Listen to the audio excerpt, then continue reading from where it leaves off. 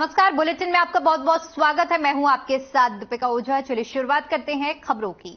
छत्तीसगढ़ लोक सेवा आयोग द्वारा आयोजित की जाने वाली बहुविकल्पीय परीक्षाओं में अभ्यर्थियों की मांग के आधार पर आयोग द्वारा निर्णय लिया गया है कि भविष्य में आयोजित की जाने वाली परीक्षाओं में अभ्यर्थी के वर्गवार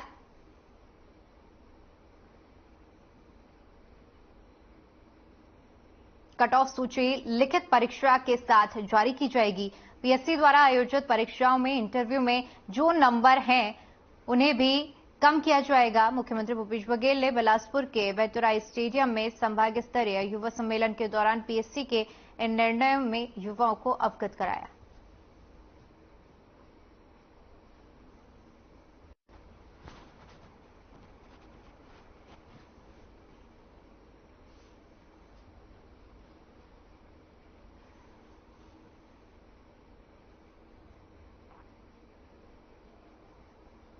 चलिए बड़ी खबर का रुख करते हैं। रायपुर से बड़ी जानकारी सामने आ रही है, जहां पर आपको बताते चले कि चिट फंड निवेशकों के लिए अच्छी खबर है। मुख्यमंत्री चिट फंड निवेशकों को राशि का अंतरण करेंगे।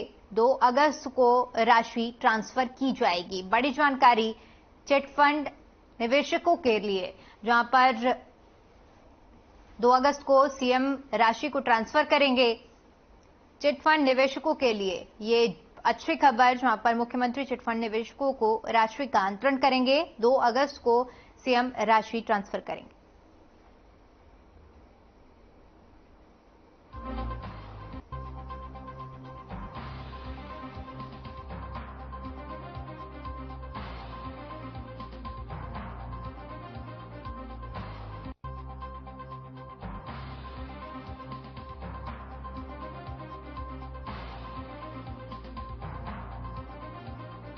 यहां पर चिटफंड निवेशकों के लिए अच्छी खबर, मुख्यमंत्री चिटफंड निवेशकों को राशि का अंतरण करेंगे।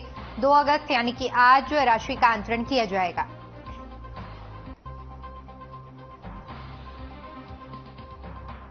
खबर शक्ति से है, जहां पर जयजयपुर क्षेत्र के सर्व आदिवासी समाज के लोगों ने मणिपुर घटना के विरोध में आक्रोश रैली निकाली और बस स्टैंड में केंद्र सरकार का पुतला दहन कर राष्ट्रपति के नाम तहसीलदार को ज्ञापन सौंपा। आक्रोश रैली में शामिल आदिवासी समाज के लोगों ने इस दौरान केंद्र सरकार होश में आओ के नारे लगाए और मणिपुर के दोषियों को फांसी देने की मांग की है।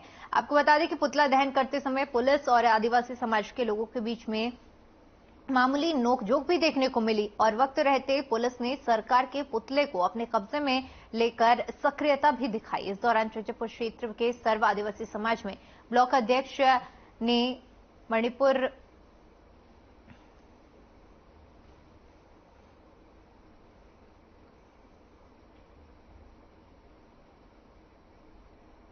ये मणिपुर के संबंध जो है काफी घृणा है और इसके बारे में बताना चाहता हूं। ये 4 महीने से प्रोसेस है, पेंडिंग पड़ी हुई है। आज तक आरोपियों को कोई प्रकार की कार्रवाई नहीं हुई है।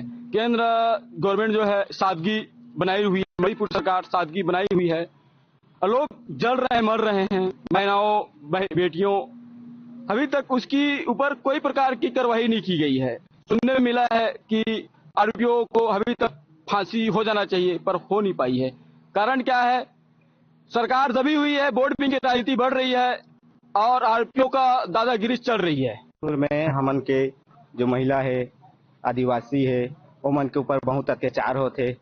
ओकर देखते हुए हमन केंद्र सरकार होश मनी है, ओला जगाए बर, जो दोषी है ओला फांसी दे बर, बलात्कारी मन ला, ओकरे खातिर हमन रैली ला निकाले हन। ज्ञापन का नाम से ये आदिवासी समाज की ओर से मांग किया गया है कि मणिपुर में जो भी औरतों के साथ हिंसा हुई है, इस संबंध में उचित कार्रवाई हो एवं रायपुर में जो विरोध प्रदर्शन हुआ था उस संबंध में इनके द्वारा कार्रवाई की मांग की गई है। ये ज्ञापन इनके द्वारा हमको प्राप्त हुआ है। ज्ञापन को हम अपनी ओर से कलेक्टर महोदय को प्रेषित कर देंगे, पश्चात वहाँ से अगली कार्रवाई प्रेषित कर दिया जाएगा।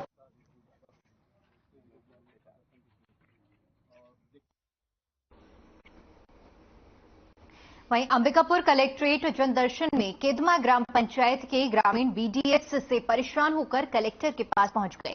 यहां ग्रामीणों ने कलेक्टर के सामने अपनी परेशानी को रखा तो वहीं कलेक्टर ने पीड़ितों को जल्द समस्या का निपटारा करने का आश्वासन दिया और अधिकारियों को तत्काल रूप से कार्रवाई करने के निर्देश भी दिए।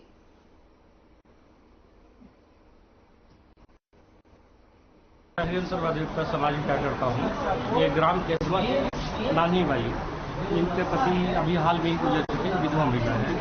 तो आज दिनांक 1/8/2023 को ये मेरे पास आई है कलेक्टर को जनदर्शन देने। ये संजू सिंह ग्राम केदवा के बीडीसी हैं, जिनके द्वारा ये फसल लगाई थी विवादित भूमि पे। जो विवादित फसल लगाई थी पहले से वो जमीन भूमि पे ये खेती बाड़ी करती आ रही है। अरहर की धान की फसल थी, मूंगफली वगैरह करीब 2 लाख रुपए की उसमें मेहनत किया हुआ है। क्या हुआ कि जून जुलाई में ये अनावेदकगण जो बीडीसी है गांव के संजू सिंह वीर सिंह के द्वारा ट्रैक्टर चला करके ये महिला का पूरे फसल को जुताई कर दी गई है। और उसके बाद क्या हुआ कि मैंने 14/7/2023 को गांव में पटवारी हल्का पटवारी के साथ जांच भी करवाया। मैं उपस्थित था और पत्रकार महोदय लोग को भी ग्राम केदमा ले गया तो वो भी लोग भी उपस्थित थे। रजिस्ट्री हो गई सर? क्या बोलता है रजिस्ट्री कर दिए हैं? हाँ, रजिस्ट्री कर दिए। तो आप लोग का बोया हुआ जो खेत था उसको जोत दिया? जोत दिया। क्या बोए थे? ट्रैक्टर में। तो क्या बोए थे खेत में, क्या जगह थे? रहा, अरूदा, मूंगफली। हाँ, कितना जमीन था? कितना बड़ा हुई? 2 प्लाट। तो आप लोग पूछते नहीं है जमीन किसके नाम पर है? वो नाम से। क्या नाम आपका? नानी बाई। हाँ, नानी बाई। नानी बाई। हाँ। और पति के? बीरन साहब। बीरन कब से रह रहे हैं वहाँ? 24-25 साल हो। मतलब जब शादी हुई से तब से? हाँ, शादी तो हुई। इतने बार खराई से नौ नहीं हटते घन के। हाँ।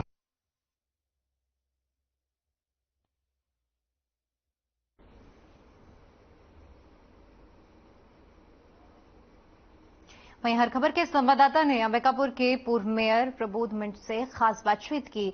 क्या कुछ कहा, आइए आपको सुनाते हैं। प्रबोध मिंट जी, आप 10 साल तक करीबन प्रथम महापौर रहे अंबिकापुर के, तो उसमें क्या क्या चुनौतियां थी डेवलपमेंट के लिए, विकास के तौर पर? देखिए, वास्तव में पहली बार जो बना था नगर निगम, तो चूंकि ग्रामीण परिवेश का एक क्षेत्र था, नए क्षेत्र शामिल हुआ था और नगर पालिका से नगर निगम बना, तो नए क्षेत्रों में बहुत काम की आवश्यकता थी। ग्रामीण परिवेश था, नमना कला ग्राम पंचायत, फुंडूडिहारी ग्राम पंचायत वगैरह शामिल हुए थे, नवागढ़ शामिल हुआ था, बाद में भगवानपुर शामिल हुआ। ये जो नए क्षेत्र हैं, इन क्षेत्रों में बहुत सड़कें का अभाव था, पेयजल के लिए लोगों की पाइपलाइन नहीं बिछे हुए थे और लाइट की बड़ी दिक्कतें थी। तो मतलब जो आधारभूत जो आवश्यकताएं थी जनता के लिए, वो उसकी भी कमी थी।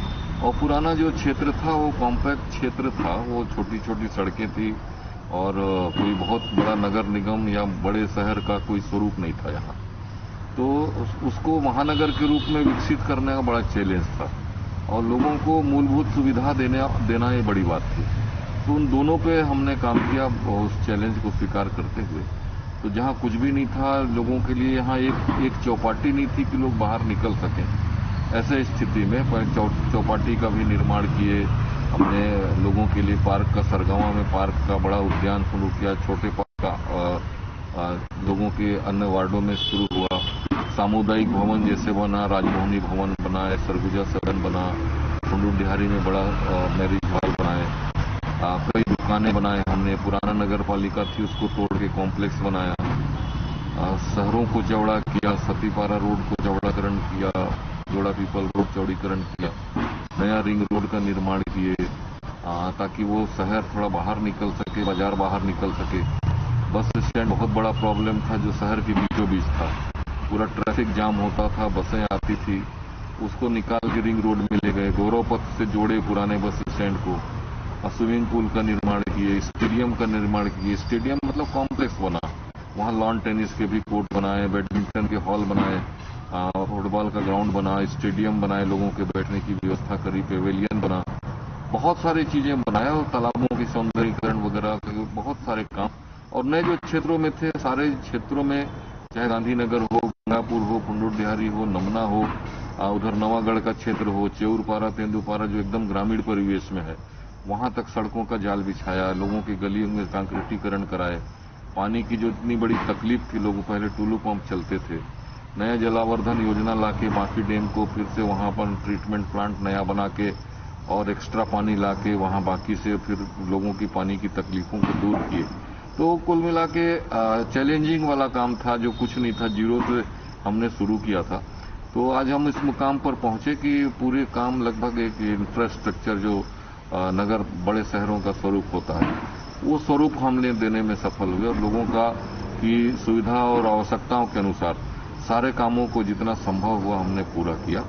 ये चीजें थी जो अपने कार्यकाल में हमने किया है और इस हिसाब से संतोष होता है कि जितना कर सका, जितना बजट ला सकता था, जितना राशि ला सकते थे, चाहे वो कांग्रेस के वार्ड हो, बीजेपी के वार्ड हो, शहर के विकास का विषय था, तो हमने भरपूर प्रयास करके, भारतीय जनता पार्टी की सरकार थी, मुख्यमंत्री जी का बहुत बड़ा मदद मिलता था, सरकार की सोच थी, तो उस नाते भी बीजेपी के कार्यकाल में हम लोगों ने इतना काम किया। बीजेपी कार्यकाल में अजय तिर्की जी भी मेयर रहे हैं। उनका दावा है कि जब बीजेपी शासन था उस समय उनको पेमेंट नहीं मिलता था, जिससे नगर निगम चलाने में दिक्कत होता था। ऐसा ये तो मेरे से क्यों पूछ रहे हैं? ये तो अभी वर्तमान में जो कर्मचारी हैं वो पहले भी थे, आज भी हैं। आप उनसे पूछ लीजिए, वो संतुष्ट पहले थे कि अभी थे। पहले कभी एक महीने का गैप नहीं हुआ, लगातार भुगतान होते थे, ठेकेदार लोगों को भी कोई कमी नहीं होती थी, पेमेंट तुरंत होता था। आज स्थिति यह है कि आज मैं कह रहा हूं कि सफाई के विभाग में ठेका चल रहा है कि 1 साल का भुगतान नहीं कर रहे हैं।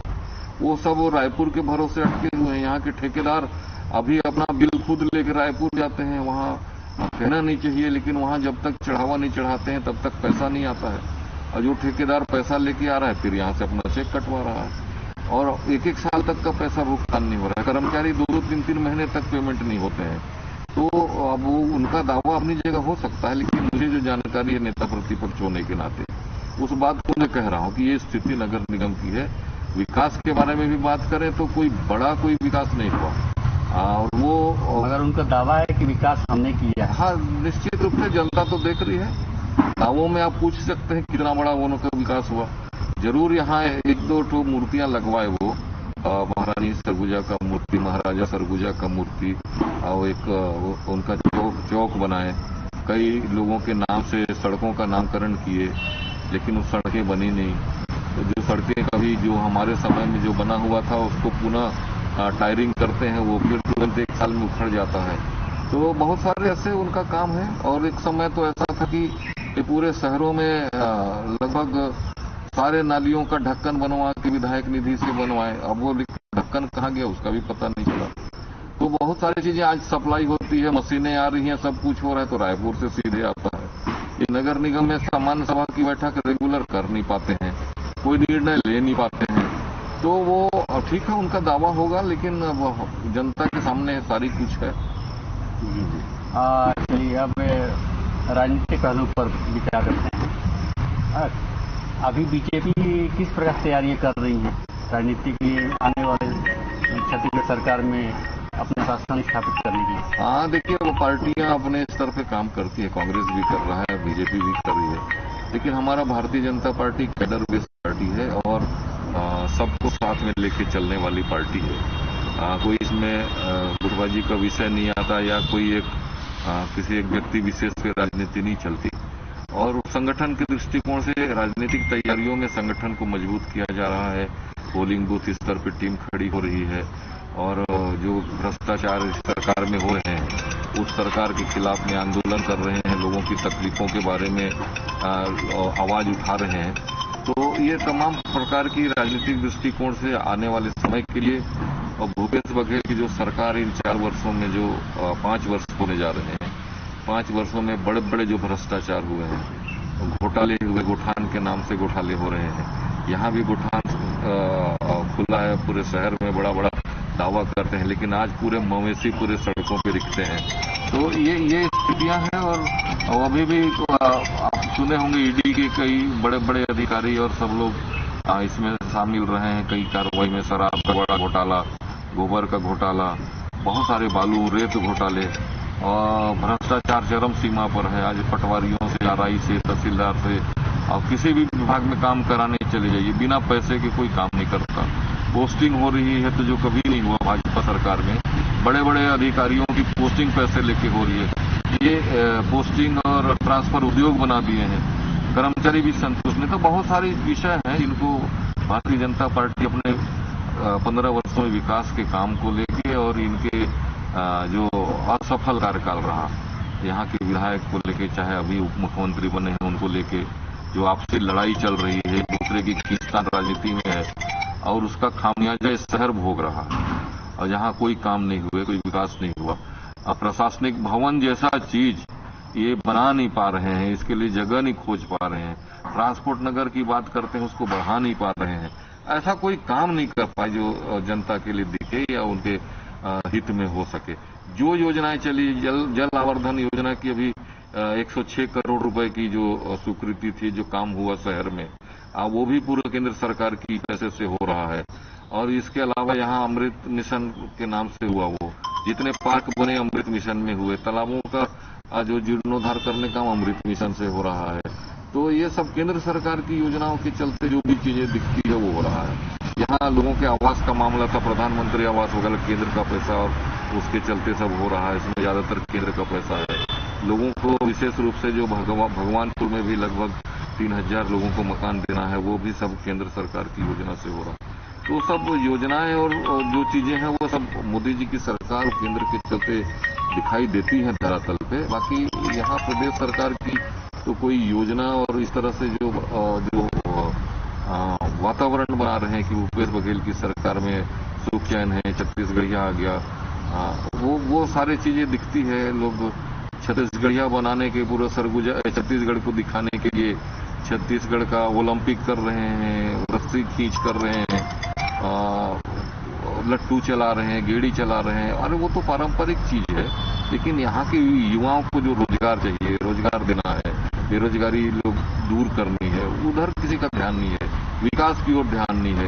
ये सरकार में जो भी पदाधिकारी हैं, जो बड़े मंत्री हैं, जो नेता हैं, सब केवल पैसे कमाने में लगे हैं, जनता का कोई ध्यान नहीं है। तो ये रोष पूरे छत्तीसगढ़ में है, जिसका खामियाजा इनको भुगतना पड़ेगा। और आने वाले समय में मुझे लगता है कि जो 15 वर्षों में जो भाजपा की सरकार विकास करी है, उसको देखते हुए और इनके जो 5 वर्षों के कार्यकाल, असफल कार्यकाल, भ्रष्टाचार का कार्यकाल और जो विकास रुका, ऐसे चीजों को देखते हुए उम्मीद है कि आने वाले समय में भाजपा की सरकार निश्चित रूप से बनेगी।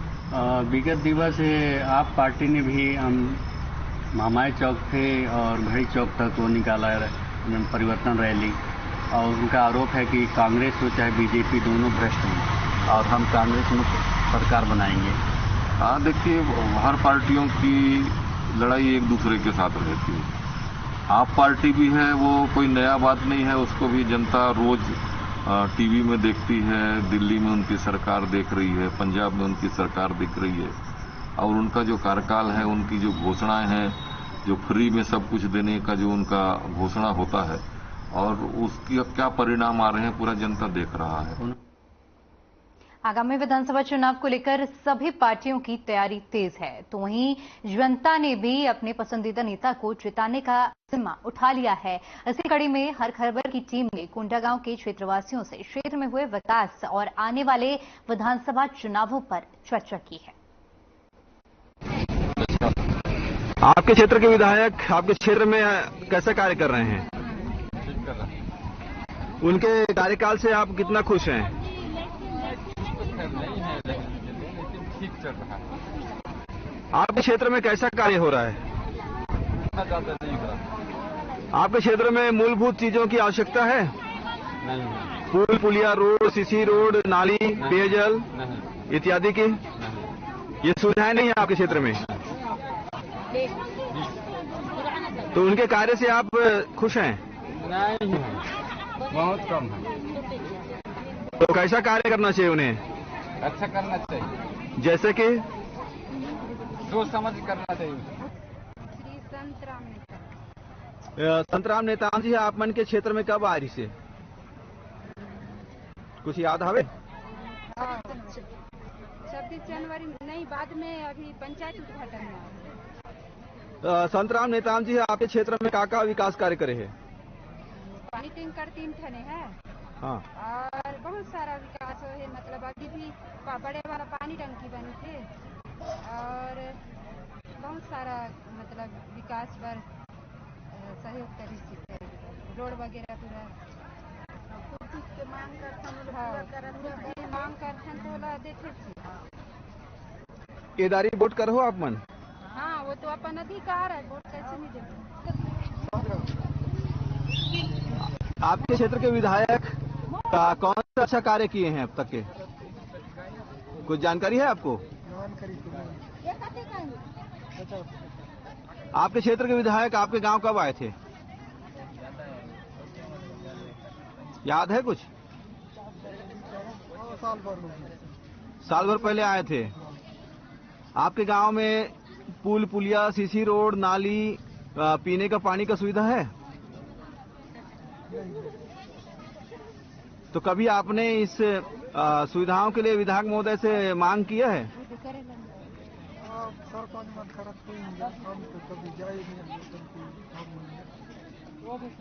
आप वोट डाले थे? वोट क्या सोच के वोट डाले थे? इस बार वोट डालेंगे?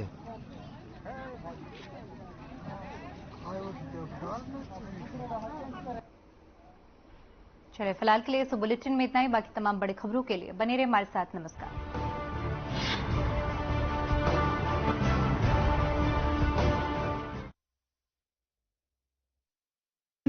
Hey mom, hey, look.